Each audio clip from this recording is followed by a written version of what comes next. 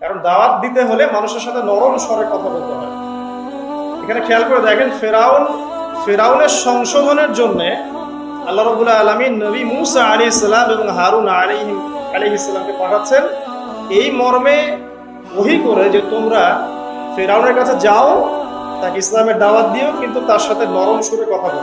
তাকুল লাহু কাওলান লাইয়িনা, তার সাথে নরম ভাবে কথা বলো। লাআল্লাহু ইয়াতাযাক্কারু আও ইয়াখশা, হয়তো বা সে উপদেশ গ্রহণ করবে এবং আমাকে ভয় করবে। আমি বলছি ফেরাউন পৃথিবীর সবচাইতে উদ্ধত, অহংকারী এবং কাফের মানুষ। তার ব্যাপারে দাওয়াত দেওয়ার সময় এই নসিহত।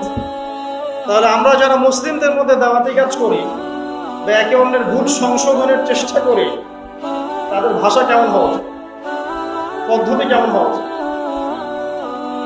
আর কোনো দলিলের প্রয়োজন আছে?